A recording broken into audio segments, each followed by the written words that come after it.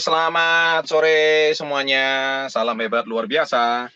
Oke, sore hari ini senang sekali saya tadi banyak sharing dengan beberapa tim, dan tentunya sore hari ini saya akan sharing beberapa hal yang tentunya bisa sedikit banyak akan membantu kita semua. Oke, sore ini kebetulan saya ingin membahas sebuah pertanyaan menggelitik. Kenapa saya katakan pertanyaan menggelitik? Kemarin masuk ke admin, pertanyaannya tuh seperti ini. Min, saya mau nanya, apakah kalau saya membaca buku Success Before 30, apakah saya dijamin sukses? Nah, itu pertanyaan pertama. Pertanyaan kedua, apakah buku itu menggambarkan langkah-langkah kita menjadi pengusaha? Dan setelah baca buku itu selesai, apakah saya bisa jadi pengusaha? Saya langsung jamin yang bertanya ini adalah rata-rata anak-anak usia di bawah 20 tahun. Dan yang kedua, yang bertanya ini adalah mereka tidak punya background pengusaha sama sekali. Nah, wajar bertanyaan seperti ini, wajar. Tapi yang tidak wajar adalah ini pertanyaan kayak orang mau sekolah dan menjawab ujian. Ya, jadi seperti kayak Anda itu mau ujian trigonometri, ya, atau Anda mau ujian matematika, ya, pertanyaannya tuh seperti itu. Nah, gini ya, sahabat entrepreneur ya, atau para peserta webinar hari ini, siapa yang hari ini sudah nonton channel terbaru saya, episode terbaru, yaitu wawancara saya dengan Menteri Perdagangan Indonesia, Bapak Agus Suparmanto. Tadi barusan publish jam 1 siang, ya, dan jam 12 waktu Indonesia bagian Barat. Di situ Pak Agus itu, saya tanya satu pertanyaan memang, nanti saya akan potong ya. Saya tanya tentang jumlah pengusaha di Indonesia. Nah, Pak Agus itu menjawab, jumlah pengusaha di Indonesia itu yang memang masuk badan usaha, itu lebih kurang jumlahnya, kurang dari 1%. Tapi sisanya UMKM. Dan UMKM itu jumlahnya 60 juta orang. Nah, KK Indonesia atau komunitas YES ini termasuk UMKM. Nah, jadi kita menjadi bagian. Dan saya kaget, berapa Pak jumlahnya Pak? 60 juta. Itu data valid karena dari pemerintah. Saya tanya, wow, 60 juta itu angka yang tidak sedikit. Saya kaget, ternyata di Indonesia itu jumlah UMKM itu sampai 60 juta. Nah, cuman mereka non badan usaha. Nah, ternyata bangsa kita ini 60 juta. Kalau seandainya 60 juta itu mereka bisa satu orang anggota keluarga itu punya satu orang istri, atau satu orang suami, dan punya 2 orang anak aja, maka secara nggak langsung bangsa kita itu hampir 70%, 80% pemasukan pendapatan per kapita itu murni semuanya dari UMKM. Makanya usaha kita ini nggak bisa disepelekan. Saya ulangi ya, 60 juta orang. Kalau 60 kali 4 anggota keluarga, 2 anak, 1 pasangan, maka itu jumlahnya adalah hampir 240 juta. Dan itu hampir menyeluruh. Sisanya mereka menjadi PNS, Polri, ya. Nah, kadang-kadang ada juga yang PNS nyambi ya, menjadi reseller, atau ada Polri, istrinya ibu rumah tangga, dia cateringan, contohnya seperti itu. Jadi singkat cerita, UMKM tidak bisa dilepaskan dari perekonomian sebuah bangsa. Dan ini sebenarnya good news bagi kita. Kenapa? Karena di era digital ini, direct selling itu termasuk UMKM. Dan kita termasuk juga berkontribusi terhadap perekonomian sebuah bangsa. Yang membuat saya cukup heran dan membuat saya cukup takjub dengan bangsa ini adalah satu, yaitu kita mempunyai andil terhadap perekonomian nasional. Kita punya sebuah andil yang boleh saya katakan tidak kecil terhadap perekonomian nasional. Dan andil kita ini turut serta membangun perekonomian sebuah bangsa. Dan saya tanya pertanyaan kedua tentang masalah direct selling. Pak Agus Suparmanto bilang kontribusinya terhadap negara ini tahun lalu 15 triliun. Dan menjadi solusi di tengah pandemi. Wow, 15 triliun omset nasional. Itu bermakna apa? Reseller dengan era digital sekarang itu tidak bisa dipandang sebelah mata. Kenapa? Karena sekarang platform digital sudah lengkap. Bahkan kalau Anda nanti join komunitas Yes, kami siapkan pelatihan digital secara online ada 4 step. Anda dilatih bagaimana membangun toko online, Anda dilatih bagaimana pelatihan online, Anda dilatih bagaimana mempromosikan bisnis Anda melalui IG, Facebook, dan bagaimana menjaring reseller menjual produk di marketplace. Itu lengkap. Ya. Dan hampir kalau Anda masuk di komunitas Yes ini, hampir tiap hari itu ada pelatihan. Hampir tiap hari. Sehingga Anda punya wawasan tentang bergerak di dunia sosial media. Dan ini sebuah era yang menurut saya belum pernah terjadi selama 20 tahun belakangan. Dan 5 tahun belakangan sudah agak samar-samar, tapi tahun ini dipercepat dan frontal. Kenapa? Karena tahun ini pandemi. Semua orang nyaris work from home. Ya, bayangkan sekarang kita nggak bisa pungkiri, potong rambut aja ada IG-nya. Potong rambut itu. Kemudian jual makanan lewat IG. Jual kopi lewat IG. Jual properti lewat IG. Ya. Artinya apa? Sampai jasa facial pun lewat IG. Nah, artinya kita tidak bisa pungkiri bahwa sekarang sosial media ini telah merubah totalitas cara berpikir mayoritas masyarakat Indonesia. Nah, pertanyaan adik itu tadi, saya langsung garis bawahi, dan ini juga Anda pasti sering dapat pertanyaan seperti ini ya, para mentor ya, di lini-lini netizen ya. Anda nggak perlu bingung, karena mereka itu dididik secara akademis. Nah, pendidikan secara akademis memang terbiasa. Kalau Anda mempelajari buku ini, Anda setelah lulus, Anda akan menguasai. Tapi tidak demikian halnya dengan pengusaha. Pengusaha itu bukan berarti baca buku terus Anda langsung jadi pengusaha. Ini bukan profesi. Ini masalah mindset. Makanya saya sering bilang, pengusaha itu bukan profesi. Pengusaha itu mindset. Ya, kalau mau cari profesi, gampang, banyak. Jadi aja karyawan. Ya, jadi aja mungkin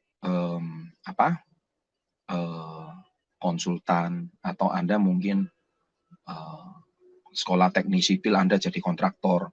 Kalau Anda sekolah arsitek, jadi arsitektur. Kalau Anda dokter, ya sekolah jadi dokter. Tapi sekarang pun, banyak arsitektur juga jalankan usaha ini. Banyak kontraktor juga jalankan usaha ini. Bahkan juga dokter pun juga jalankan usaha ini. Nanti ada dokter Har ini juga nanti, ya kan?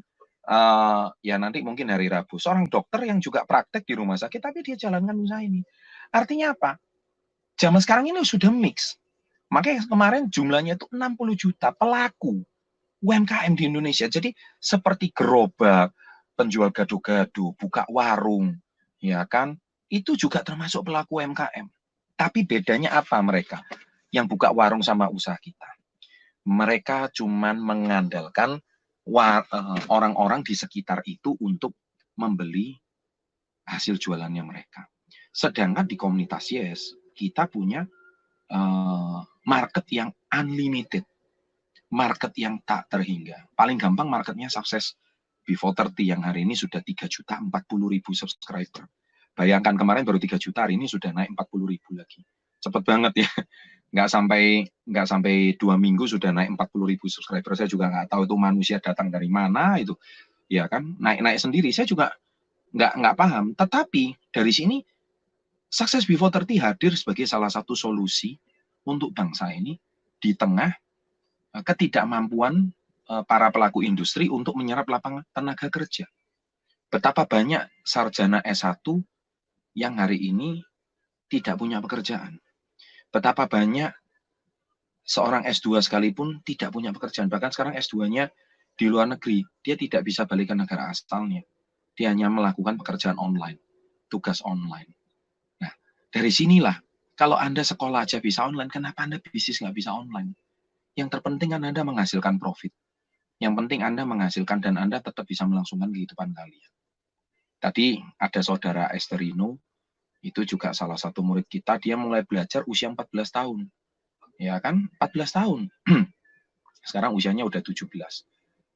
Sudah bisa dapat tiket ke luar negeri. Ini menunjukkan bisnis ini it works gitu, bisnis ini berjalan. Dan kalau Anda mau tekun dan teguh, saya rasa anak-anak muda itu peluangnya sangat besar. Nah, masalahnya sekarang kan peluang itu banyak di YouTube ya. Anda cari, kayaknya profesi ini menjanjikan. Kayaknya jadi gamers enak. Kayaknya e-sport enak. Kayaknya itu enak. Karena too much information, terlalu banyak informasinya. Nah, sesekali belajarlah kayak adik-adik kita ini yang 17 tahun, dia tekun, setia di komunitas Yes. Karena Anda hari ini tidak mungkin, catat ya, saya mau berpesan. Anda tidak mungkin hari ini bisa melakukan pekerjaan itu dengan sukses kalau Anda itu pecah fokus. Nggak mungkin. Ya. Hari ini Anda dokter mau, arsitek mau, kontraktor mau, jadi atlet bola mau, semuanya mau. Nggak ada. Orang mau atlet bola, kuliahnya terpaksa ya agak dikorbankan. Baru dia jadi atlet bola profesional. Kalau orang hari ini mau jadi kontraktor aja, fokus. Ya, kalau Anda mau di komunitas Yes, kenapa di komunitas Yes? Lengkap, benefitnya komplit. Ya kan, ibaratnya Anda itu tidak, karena pengusaha itu rumit, pengusaha itu ribet. Ya, sudah nggak cuma masalah mindset, tapi ada 30 faktor lah, saya nggak mau bahas lah. Ya, ada perizinan, ada legalitas, ya, ada, sudahlah, kalau saya mau bahas, kamu pusing sendiri. Ya, kamu udah ilfil jadi pengusaha deh, kalau saya bahas itu semuanya.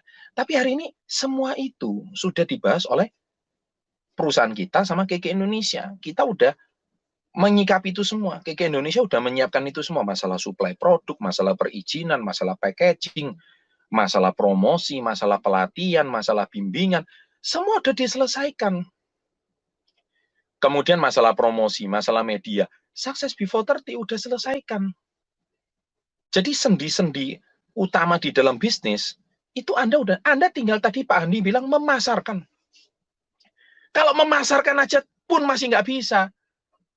Saya sudah langsung bilang nggak cocok jadi pengusaha. Ya, kalau saya sering tanya anak-anak muda, kenapa kamu pengen jadi pengusaha? Ya saya pengen sukses Pak, kayak Pak Chandra. Loh, saya bilang kalau mau pengen sukses, Hotman Paris juga sukses kok jadi pengacara. Cristiano Ronaldo juga sukses kok jadi pemain bola. Kenapa harus jadi pengusaha gitu? Nah, bingung dia anak muda jawabnya. Ya kayaknya jadi pengusaha enak Pak, asik Pak. Terus kenapa nggak jadi PNS saja? Enggak Pak. Nah, tuh Anda lihat. Dari sini aja udah bingung. Jadi Anda harus sendiri tahu satu hal tentang kenapa Anda harus jadi pengusaha. Jadi Anda itu, sekali lagi pengusaha itu bukan profesi. Bukan kayak dokter, bukan kayak pengacara gitu. Bukan kayak atlet gitu. Bukan. Pengusaha itu mindset. Ya, makanya kenapa nggak semua orang, wah saya sudah ikut komunitas Yes nggak berhasil, saya sudah ikut pelatihannya nggak berhasil, saya sudah punya mentornya pun tetap saya nggak berhasil. Loh, gini ya. Kamu tahu nggak Universitas Indonesia? Tahu kan? Itu universitas nomor 1 di Indonesia, kan namanya aja UI. Anda tahu setiap tahun itu mahasiswanya berapa puluh ribu yang masuk. Tetap nerima kan? Ya, puluhan ribu mahasiswa kan. Mau masuk sana aja susah, lulusnya apalagi gitu. Tapi ketika kamu nggak lulus dari Universitas Indonesia, terus kamu nyalain UI-nya, UI itu brengsek katanya. UI itu susah. Ya kan, dosennya saya udah dibimbing sama dosen, saya udah itu mata kuliahnya, saya sudah ikut ini. Loh, yang salah itu UI-nya atau kamunya gitu. Sama kayak komunitasnya udah 22 tahun. Perusahaan kita udah 22 tahun, resmi nanti 8 Januari ini 22 tahun. Dan kita sudah menelurkan banyak sekali miliarder reseller yang berhasil. Kalau kamunya yang nggak berhasil, ya bukan salah kami dong. Bukan salah Universitas Indonesia, karena Universitas Indonesia sampai hari ini masih berdiri. Mahasiswa boleh silih berganti, mahasiswa mau drop out itu salah mahasiswanya. Kamunya yang berhenti dari komunitas Yes, ya salah kamunya, bukan salah mentornya, bukan salah komunitas Yes-nya. Mentornya tetap bertahan, mentornya tetap ada. Perusahaannya tetap ada, tetap eksis, produknya terus bersilih ganti. Dan produk-produk yang zaman 22 tahun yang lalu sampai sekarang masih eksis, masih ada. Nah, tapi yang memang cara berpikirmu aja yang salah, cara berpikirmu yang aneh. Gitu. Ya, tak terasa saya hari ini sharing sudah hampir 20 menit lebih. Ya, saya pengen banyak hal yang saya pengen sharingkan sama Anda semua, tetapi basically satu lah. Ya, saya cuma ingin berpesan, tidak ada sesuatu yang dikerjakan kalau nggak fokus itu berhasil. Bahkan saya pernah menggoda beberapa murid saya bilang gini, kamu, Pak, saya kayaknya mau berhenti dari komunitas. Lo berhenti aja, saya ngomong kayak gitu. Ngapain saya nahan kamu? Berhenti aja, kamu bukan karyawan saya. Karyawan aja bisa berhenti, apalagi cuman mitra dan murid. Berhenti aja. Loh, dia kaget kena jawaban saya. Loh, kok Pak Chandra ini bukannya memotivasi saya, kok malah suruh saya berhenti? Loh, gini, kamu punya masalah apa sih? Oh, saya punya masalah gini, Pak, segudang masalah. Emang dengan kamu berhenti dari komunitas ya, terus masalahmu selesai? Bingung dia. Loh, kalau kamu bisa menemukan masalah dan solusi kamu di luar komunitas ya, silakan kamu cari solusi di luar. Bingung double dia. Karena dia sudah bingung double, mending saya kayak Mike Tyson, saya kasih pukulan uppercut yang terbaik. Saya kasih dia kebingungan ketiga. Dan ingat, kalau kamu di luar akhirnya tidak bisa menemukan solusi dan masalah kamu, yang ketiga, jangan balik ke komunitas yes. Wah, tambah bingung 3 kali dia. Jadi artinya itu apa? Artinya itu, masalah kamu itu tidak pernah akan selesai. Kalau kamu tidak ngubah mindsetmu sendiri, itu loh jawabannya. Jadi seringkali orang itu menyalahkan keadaan, menyalahkan produk, produknya mahal, produknya ini, mentornya nggak becus, mentornya nggak peduli. Yang disalahkan orang di luar terus. Sendiri nggak mau disalahkan.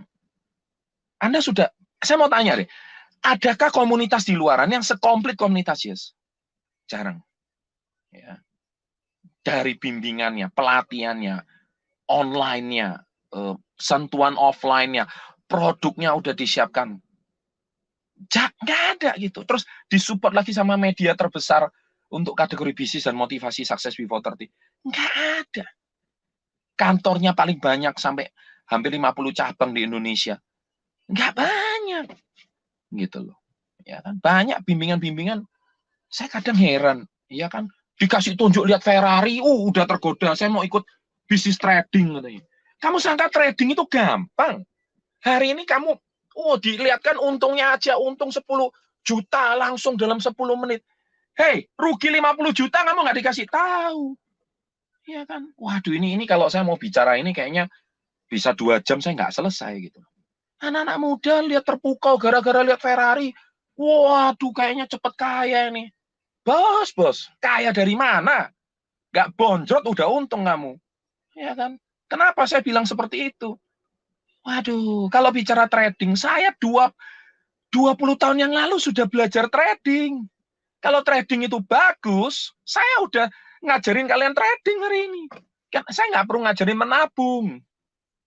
Kerja yang benar lah. Ya. Kalau kamu di komunitas yes, kamu hari ini beli produk 2 juta, hari ini ya, 2,1. Kamu pegang produknya. Trading kamu pegang apa? Itu duitmu sendiri. Hilang ya hilang. Kamu mau nangis yang akhirnya stres. Ya kan? Nah, jadi please lah. Ya, kalau kamu lihat, Pak, ada orang yang sukses dari dunia trading. Sekarang kayaknya ada film Korea apa sih itu sih? Apa yang kemarin saya posting di story itu saya sampai bingung itu. Itu sukses juga dari trading, ya ampun. Yang kamu lihat sukses satunya. Dan itu film. Kamu nggak lihat hari ini jutaan anak-anak muda yang trading dan duitnya loss, habis. Itu kok nggak diberitain. Aduh, makanya anak muda, udah dikasih mentor, nggak bersyukur. Udah dikasih produk, nggak bersyukur. Udah dikasih teknik jualan yang benar, nggak bersyukur. Carinya duit instan terus. Dasar. Ya udah deh, hari ini saya sharing cukup sekian. Cukup banyak yang saya mau sampaikan. Tapi yang terpenting, ya, itulah isi unek-unek saya pada hari ini, supaya Anda semua bisa paham bahwa tidak ada pekerjaan yang instan. Semuanya itu perlu fokus. Ya, saya punya teman 3 orang yang trading bunuh diri, masuk koran, ya, bunuh diri beneran, masuk koran, bunuh diri dan darahnya ditulis di tembok. Ya, dia kenapa darahnya sampai dilukis di tembok? Karena dia saking stresnya. Dia habis uang di futures, habis uang di ya model binomo begitulah. Ya kan? Aduh, sudahlah. Makanya saya selalu mengajarkan konten menabung. Ya, jadi kerja yang benar, tabung uang yang benar, kayak Pak Andinata gitu loh. Ya kan? Kerja yang benar sampai hari ini, lihat hidupnya safe kan, hidupnya bagus kan. Dan itu masih banyak di komunitasnya seperti itu. Ya, terima kasih sharing saya pada siang hari ini. Semoga Anda semuanya paham. Ya, lebih baik Anda, kalau Anda di bisnis KK, uang Anda nggak akan hilang. Yang ada malah bertambah. Ya, pasti. Kenapa? Karena Anda pegang produk. Kalau produknya nggak laku, cari caranya gimana supaya laku. Tapi Anda pegang produk. Kalau trading atau apa, Anda mau pegang apa? Apa yang dipegang? Pegang HP. Nggak ada yang dipegang, nggak ada fisiknya. Habis ya habis semua. Gitu. Ya, oke, nanti kapan waktu saya bisa sharing kenapa Anda sebaiknya harus menghindari trading. Ya, itu sangat berbahaya kalau kita nggak tahu resikonya. Ya, oke, sekian aja sore hari ini. Terima kasih, sukses selalu, dan salam hebat luar biasa.